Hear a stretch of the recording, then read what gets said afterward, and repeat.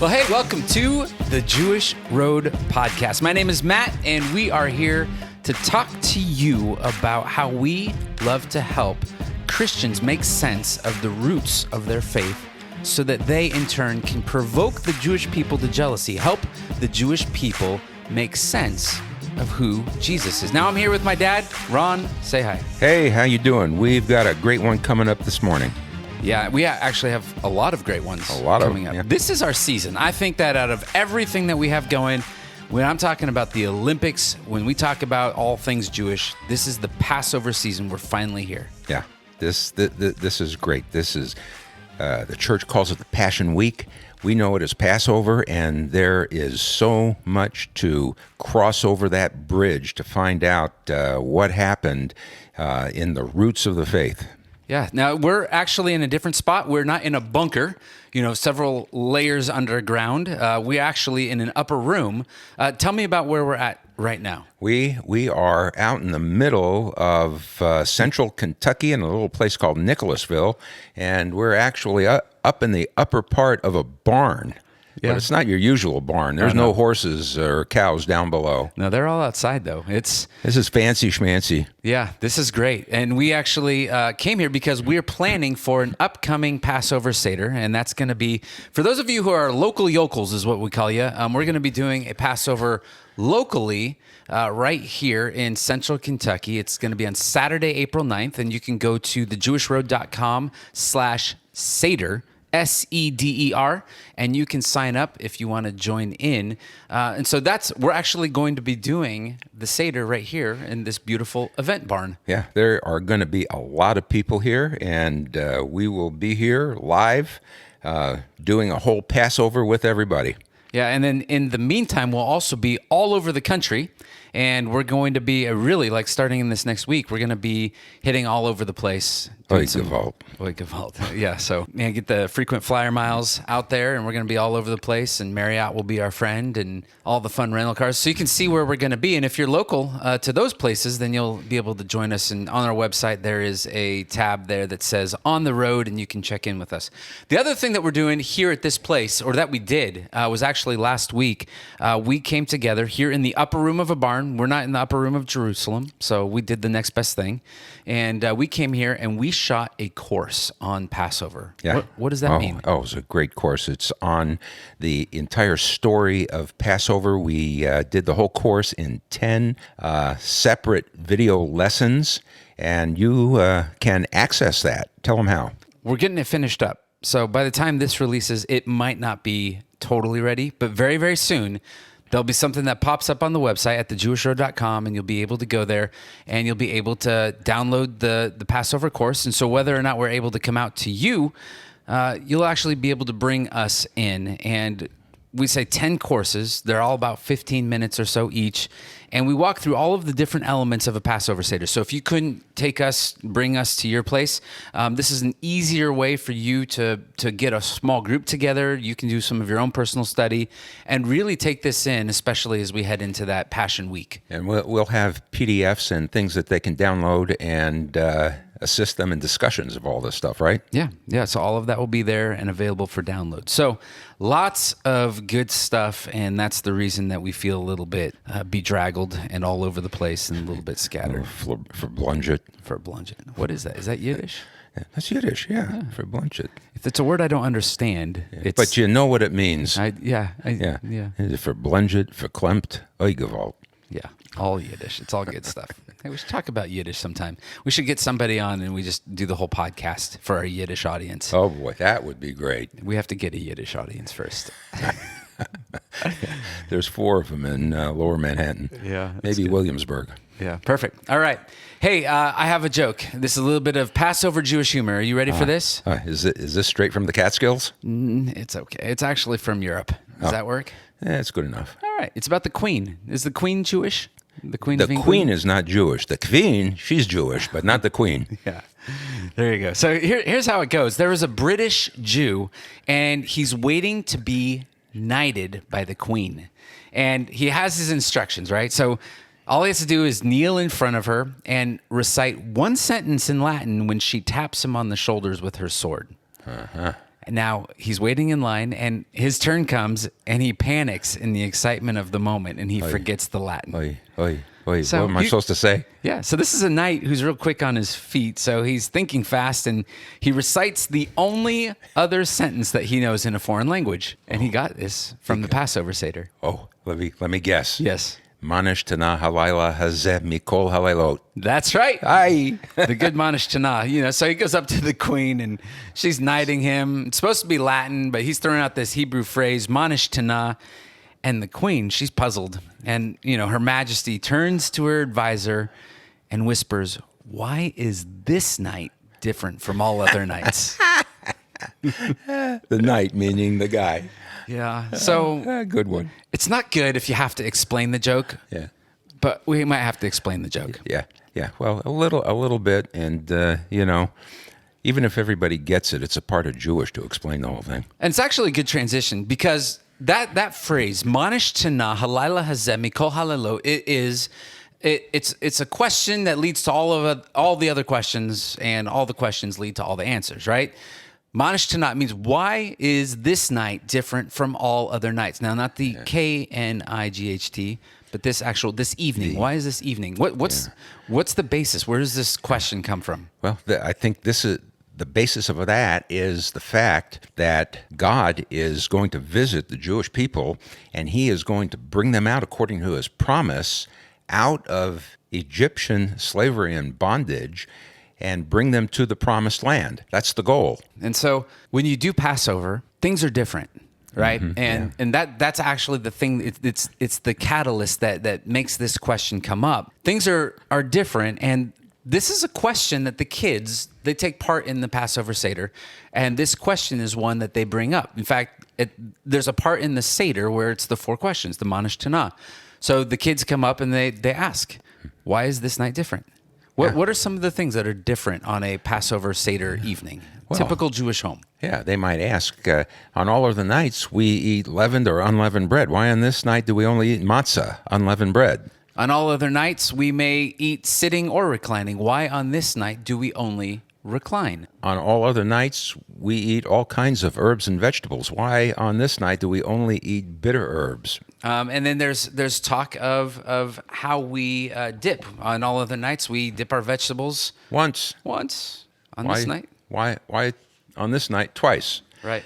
So what is really interesting about this, and we pick up the story of the Exodus and God's deliverance. I mean, that is one part of the deliverance, and we pick it up in Exodus 12 of how God is going to do this. But interestingly, as we go into a later part of Exodus 12, around verse 26, it says, when your children say to you, what do you mean by this service? You see, we've been talking about what our kids might say to us. Well, God already anticipated the fact that your kids are going to say something. And he says, when your children ask you, what do you mean by this service? You'll say, it is the sacrifice of the Lord's Passover. For he passed over the houses of the people of Israel while they were in Egypt, when he struck the Egyptians and spared our houses. That is referred to as Lador Vador in the Jewish community. And Lador Vador means from generation to generation. Yeah. There's something that takes place, and it's a value of ours. We're actually just talking to a pastor from the Southern Baptist movement around here in Kentucky, and he's talking about it's hard because you have the church here in America that is in many ways dying out without the next generation being handed the torch. There's something that takes place at bar mitzvah. It was at my bar mitzvah. Yeah. It's at my kid's bar mitzvah. Was it my bar mitzvah? Even your bar mitzvah. It's been going on for a long time. Yeah. Well, what's interesting is, and this is part of the tradition, it's part of the service, it's what we do, because in preparation for a bar mitzvah, that is a son, becoming a son of the covenant when you're 13 years old, you study your Hebrew, you read from the Torah, and in our tradition, in the Messianic tradition, we don't just read or chant the Torah.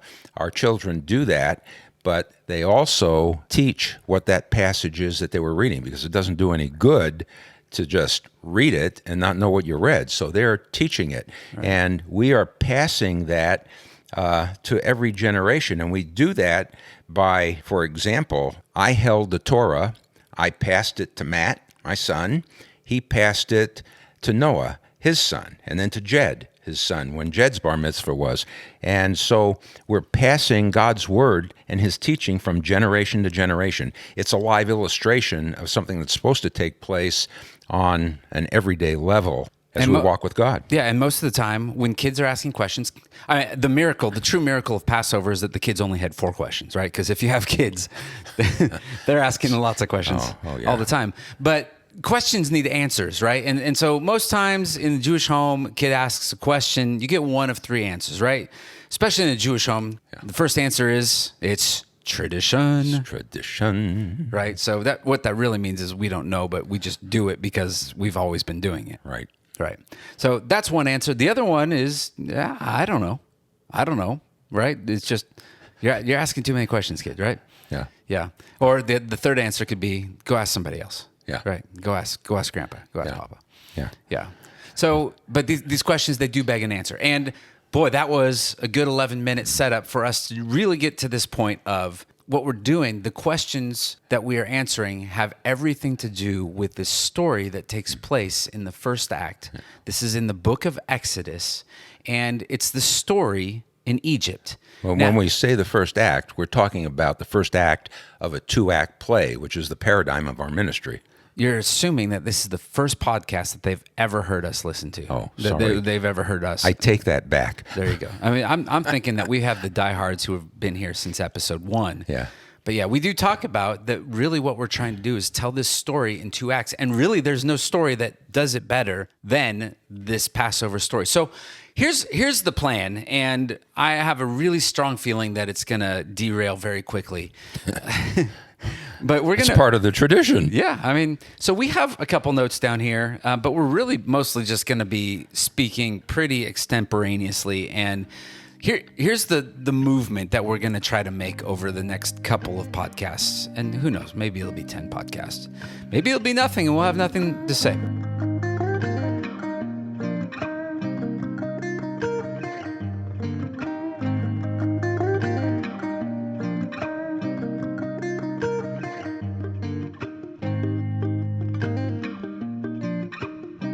So what we want to try to do over the next few podcasts, we have some just a general outline of notes, but we want to answer these questions, and we want to do that in kind of 3 phases. That first phase is, what is that story that takes place in Egypt? That is Act 1, right? Yeah. And so we want to go through this first act story and walk through the Exodus account of the Israelites coming out of Egypt. Yeah, we'll just call that the story of Egypt. The story of Egypt. You simplified it so well. Thank you. Yeah.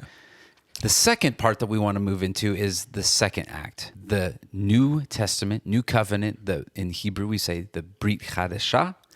And that would be, what is Jesus doing with this first act story some 1,400 plus years later? Yeah, and this is the part of the story that has tremendous implications for us, for all who will follow in the footsteps of the Messiah, and that is the point that the Passover story was, the story in Egypt was pointing to. Ultimately, was the story that was going to take place in Jerusalem. Yeah, and then really how we want to end it, if this thing will ever end, if we can land the plane, then we'll talk about the story today. What is the implication for us as we are living out really in the last days of this second act? And we haven't really decided what is to come, if we're going to call that Act 3 or if that's an extension of Act 2. Yeah. We got to say, is that in the New Kingdom? Is that going to be Act 3? Yeah. We'll have to, we haven't really talked that out. I think it can be Act 2B. 2B. All right. It is what is to be. Oh, I knew that was... the second it came out, I said, oh, he's going to do something awkward with that. Perfect. Thank you for not letting me down. Well, let's do this. Let's start way back in the beginning in Act 1. Here we go. The story in Egypt. And the big question is, how did we get here? How did we get here? That's a good question. And if you go back to the story, you got to go back to Genesis, and you go back to the story in Genesis, and you find the patriarch Jacob is in the land of Canaan, and they are in the midst of a famine in the land, and he sends his sons to Egypt to buy food. Lo and behold, who do they meet? Oh, they run into Joseph, and their Long-lost brother cousin? Oh, Joseph. brother, yeah. Haven't seen him in 20 years. They sold him into Egyptian slavery because they didn't like him. They hated him. They wanted to get rid of him. Threatened they wanted by him? to kill him. Yeah.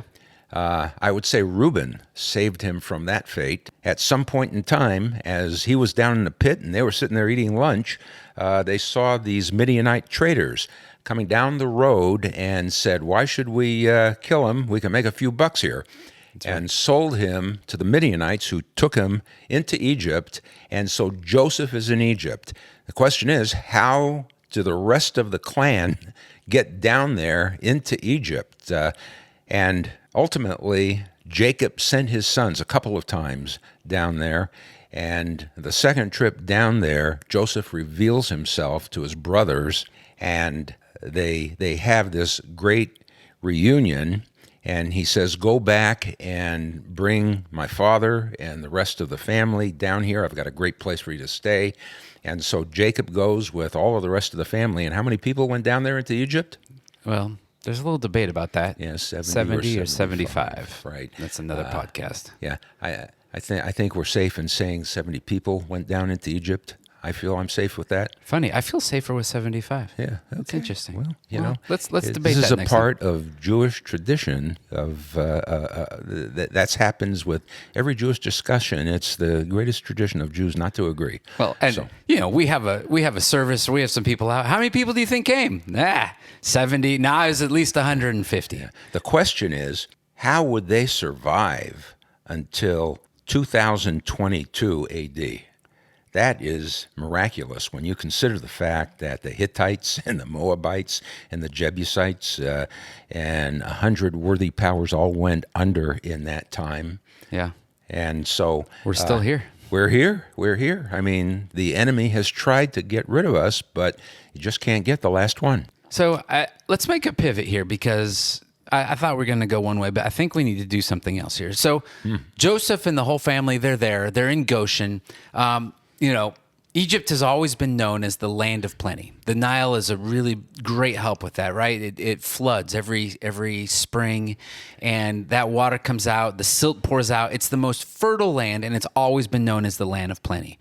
And Israel, this family, they score because they show up there. In fact, I saw something, Goshen, where they're at, right? Mm-hmm. There was one of these things, it was the BBC, somebody, they put out this thing about the most fertile farmlands in all of the world. Now, there's a couple in the top 5 that are right here in like central, in America, in our central farming valley. And they said that they boasted that they had 6 feet. They had a cutaway, 6 feet of topsoil you could see with very good growing land, right? So that we have a lot of agriculture here. Right. But in Goshen, this is the Nile Delta, right up there. In Goshen, it's not 6 feet of topsoil. They say it's about 100 feet deep of topsoil. Yeah. This is the land of plenty, and God allowed Jacob and Joseph and his family to be there and to rest there. And it was a good chunk of time. And what's interesting is when Joseph is bringing his family down, he says, "We have a really good place for you. It's in this land of Goshen. And when you come down here and when Pharaoh asks you what you do, tell him that you're shepherds, because they don't like shepherds, and they'll put you in this little place in the corner here, and it's a really good place." Yeah. And they said, all right, let's do it. This will work. Now, Joseph is about to die. I'm fast forwarding. We just took a really dark turn in the story. We're up to chapter 50. Chapter 50, and it says in verse 22, it says, "So Joseph remained in Egypt, he and his father's house, and Joseph lived 110 years. Joseph saw Ephraim's children of the 3rd generation," and go through all that. But here's the thing in verse 24, and this is critical, and it sets up the rest of the story. Joseph said to his brothers, "I'm about to die, but God will visit you." Yeah. There'll be a visitation. God will visit you and bring you up out of this land to the land that he swore to Abraham, to Isaac, and to Jacob. And then Joseph made the sons of Israel swear, saying, "God will surely visit you, and you shall carry up my bones from here." And then Joseph dies 110 years old. And then the last verse, the last sentence of all of Genesis, they embalmed him and he was put in a coffin in Egypt. Right. Yeah, it's interesting. The book of Genesis starts out with God and his creation and ends up with a coffin in Egypt.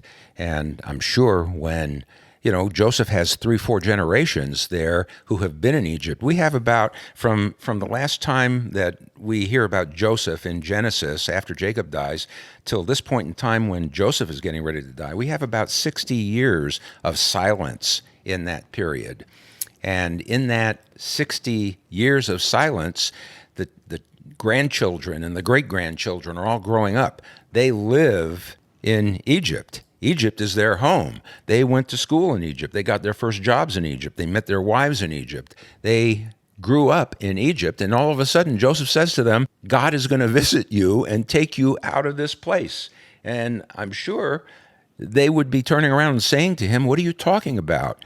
We grew up here. I met my wife here. We got married. We had our children. This is home.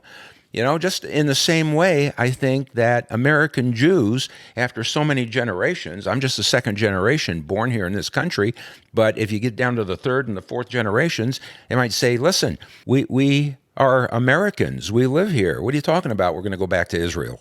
So it's kind of like the same thing with Joseph and his children, but Joseph's awareness, which never left him, from chapter 37 all the way through chapter 50, of the presence of God in his life constantly, ends his life with that one thing that he says to his family, God is going to visit you and take you out of this place and bring you to the land that he swore to our fathers, Abraham, Isaac, and Jacob. Okay, let me talk. You're talking too much. All right.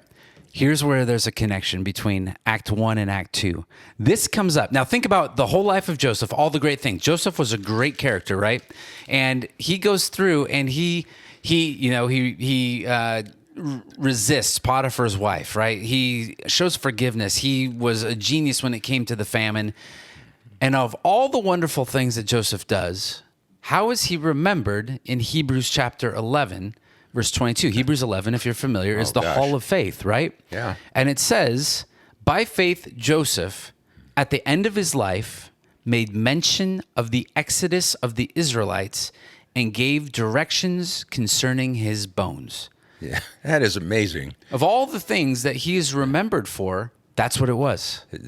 My bones, and it's not as if he had some infatuation with bones, or anything like that. But that is remarkable with all of the ups and downs of Joseph's life, that is what is entered into the book of Hebrews that we're to remember Joseph for. So for the next 400 years, in a coffin in Egypt lies Joseph's bones. Actually, about 500 years. Yeah, you're right. Yeah, 500 years. His bones are there, right? 430 plus some, right? Yeah. So they're there, and it stands as a testament. All of the Israelites that are there, they're thinking I think it's how we think today. Like, the Lord's coming back. The Lord's coming back. God will visit you. He'll get you out of this place. We're in the same position, right? Like, we're longing for our promised land. There are all kinds of parallels here. Mm-hmm. But for almost 500 years, Joseph's bones are sitting there as a reminder, God will visit you and he will get you out of here. He will deliver you out of here. Yeah. And then he does. Yeah. And if we're going to just skip ahead real quick to the end of the story so we can finish off the Joseph narrative, because it shows up as they are going out. This is in Exodus 13, 14, the Exodus, the crossing the sea and all of that stuff. They don't forget something. They took Joseph with them. Yeah. They got his bones. They took his bones and they're walking around with the bones. It's what we call schlepping. Yeah. They're schlepping Joseph around, his bones, all over the place. Yeah, that'd be a good band name. My band name would be called Schlepping Joseph. Yeah, they had schleprosy. That's cute. But look, that you have that picture. We've all seen the picture of, the walls of water on both sides and Moses holding the staff, the people going through. I always wanted them to draw it in there. Somebody's carrying the bones of Joseph in there. Yeah, carrying his coffin. And, they carried his coffin not only through the Red Sea, but all the way for 40 years through the wilderness wanderings. They carried him through all of the conquests in Joshua into the land, the promised land. And so what actually happens with Joseph's bones where does the story end with that? It's all the way at the end of Joshua 24. Yeah. Joshua 24, verse 32, and it says, "As for the bones of Joseph, which the people of Israel brought up from Egypt, they buried them at Shechem, in the piece of land that Jacob bought from the sons of Hamor, the father of Shechem, for 100 pieces of money. And it became an inheritance of the descendants of Joseph." What's remarkable about that is when Jacob sent 17-year-old Joseph out to check on his brothers, he sent him up to Shechem. That's where he was supposed to find his brothers. And here, how many hundreds of years later, we come full circle, and Joseph is finally buried in that place in Shechem where he went to look for his brothers. Yeah, unbelievable. Look at us. We have no self-control. We didn't even get to Exodus, barely. So we need to stop here because people are getting to work. Their dinner is ready. Whatever it is that they've been doing for the last 26 minutes, they are now ready to move on to the next thing, and so are we. So we're going to stop right here. But look, here's the message for us today. If we're going to apply the message of Joseph, it's to remember that God is surely going to visit again, and that we are called to be faithful. That this place, as much as you love your home, as much as you love the land that you live in, as much as I love the upper room of this beautiful barn, this place is not my home. Yeah. Hey, listen, and when he comes for us, if you don't believe that, you can have my house and my car. Yeah, there you go. It's yours for free. I'll give you a good price. So I won't even look back and say I told you so. Yeah, there you go. So that's it. That is this first edition of the Passover Chronicles, if we're going to call it that, for this podcast session. And where we're going to pick it up next time is the beginning of Exodus, right? 430 years later, there is a new Pharaoh on the scene, and he's never heard of Joseph. Joseph Pharaoh who knew not Joseph. Is that what that coffin is over there? It doesn't matter to him, right? Yeah. So we're going to get into that next time. So join us as we go through this again. Thank you for listening to us here on the Jewish Road Podcast. Tell some friends. You can, what did they say? Like and subscribe? Is that YouTube? I don't know. Leave a comment. Rate things. Tell some people about us. Spread the word. We love doing this and love that you're following us on the journey. So until we talk next time, Sha'alu Shalom Yerushalayim. Pray for the peace of Jerusalem. They will prosper that love thee. All right. Shalom. Shalom. This is a lot of fun.